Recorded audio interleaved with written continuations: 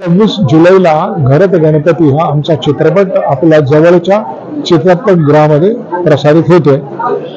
जवळच्या चित्रपटगृहात असं जर आम्ही म्हटलं तरी प्रत्येकाच्या घराच्या जवळ चित्रपटगृह असेल असं नाही, थोडा लांबही असेल, पण तुम्ही जरूर जाऊन हा सिनेमा बघा।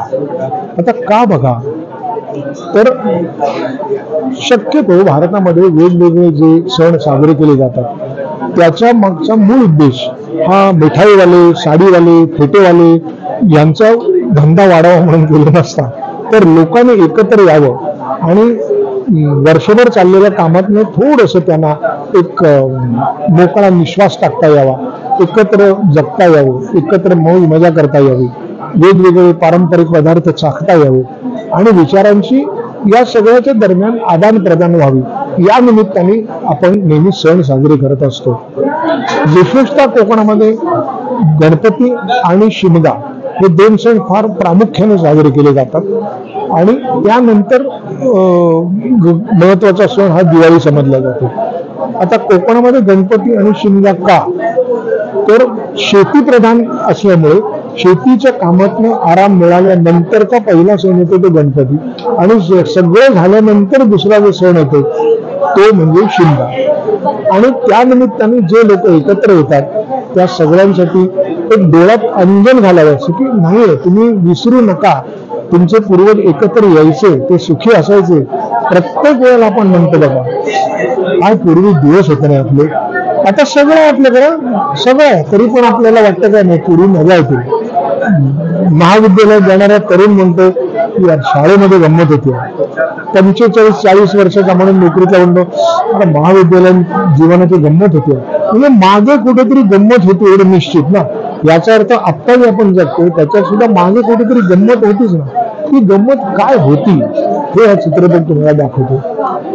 या चित्रपटामध्ये माझी भूमिका काय आहे तर या कोकणातल्या विशिष्ट घरामध्ये घराचे वडील असतात, ते त्यांच्या मागच्या सगळ्या पिढ्या गावाला राहिलेले असतात आणि शिक्षणाचा प्रसार होतो म्हणून पुढच्या पिढीतले काही लोक शहरात जातात, पण थोरला मुलगा असतो तो कायम गावाशी मूळ राखून असतो।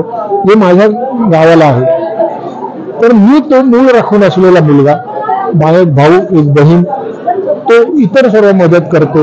इकडनं काही गोष्टी तिकडे दिल्या जातात, तिकडनं काही गोष्टी इकडे दिल्या जातात, परंतु गावावरनं पाठवल्या जाणाऱ्या वस्तू या जंगम असतात आणि बाहेर मिळणाऱ्या गोष्टी हे पैसे असतात, त्यामुळे त्याची किंमत होत नाही।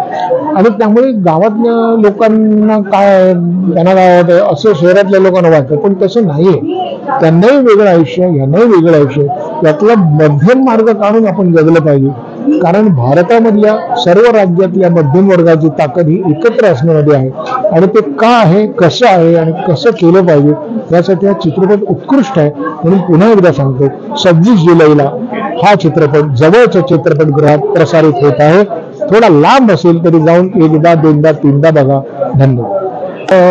आपल्याकडे गंमत अशी आहे की दुसऱ्यांनी जोपासली की संस्कृती रुजलीच असं वाटतं, ते प्रत्येकाने करायला लागतं। जे आपल्या आई वडिलांच्या चांगल्या गोष्टी होत्या ज्या आता आपल्याला चांगल्या वाटत नाहीत त्याचा एकदा नीट विचार करायला पाहिजे, त्या पद्धतीने आपण वागलं पाहिजे।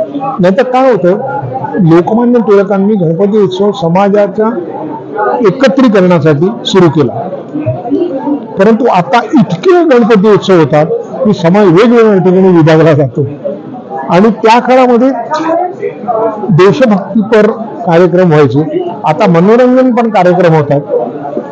गणपतीच्या मांडवाच्या बाहेर लोक रमी खेळत असतात, मग हा रमी खेळणाऱ्या लोकांसाठी उत्सव काढलाय तर समाजाच्या भल्यासाठी काढलाय, तर तो समाजाच्या भल्यासाठी काढलाय त्याचा विचार केला पाहिजे प्रत्येकाने, तर आपोआप संस्कृती जोपासली जाईल।